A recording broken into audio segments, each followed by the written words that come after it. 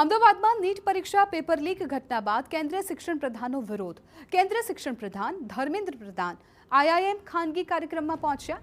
એનએસયુઆઈએ વિરોધની ચીમકી આપતા આઈઆઈએમ બહાર પોલીસ બંદોબસ્ત ખડકી દેવાયો। નીટ પેપર લીક બાદ કાર્યક્રમ ગુપ્ત રખાયો।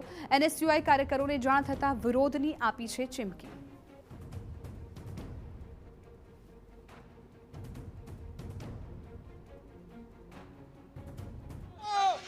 ધર્મેન્દ્ર પ્રધાન આવ્યા હતા ત્યારબાદ એનએસયુઆઈના કાર્યકર્તાઓએ અત્યારે હાલ એમને કાળા વાવટા દર્શાવ્યા છે અને વિરોધ કરતા આ કાર્યકર્તાઓ આપને જોવા મળી રહ્યા છે। એમની કાર જ્યારે અહીંયાથી પસાર થઈ રહી હતી ત્યારે એનએસયુઆઈના કાર્યકર્તાઓ દ્વારા કાળા વાવટા ફૂંકવામાં આવે છે। એનએસયુઆઈના કાર્યકર્તાઓ કે જેઓ દેખાવ કરી રહ્યા હતા એમની અટકાયત કરવામાં આવી છે।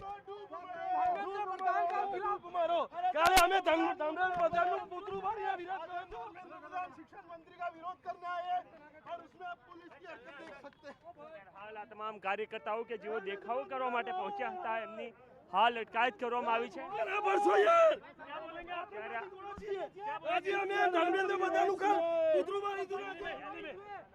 आज हमने काले वावटे बताए धमलेवा बधाई को और राजीनामे देने की मांग की है। ધર્મેન્દ્ર પ્રધાનના રાજીનામાની માંગ સાથે આ કાળા વાવટા એમના દ્વારા ફરકાવવામાં આવ્યા હતા।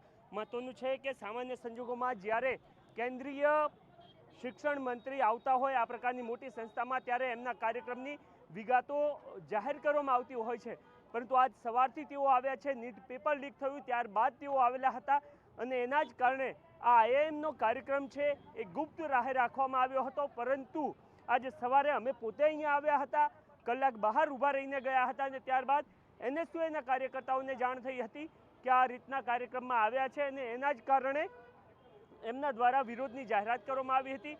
પોલીસ બંદોબસ્ત ગોઠવવામાં આવ્યો હતો અને ત્યારબાદ જ્યારે તેઓ અહીંયા કાર લઈને નીકળ્યા ત્યારે એનએસયુઆઈના કાર્યકર્તાઓ દ્વારા કાળા વાવટા ફરકાવીને કેન્દ્રીય શિક્ષણ મંત્રીના કાફલાનો અને એમનો વિરોધ કર્યો હતો અને એમની માંગ સ્પષ્ટ જોવા મળી રહી હતી કે કેન્દ્રીય શિક્ષણ મંત્રી નીટ પેપર લીક બાબતે રાજીનામું આપે।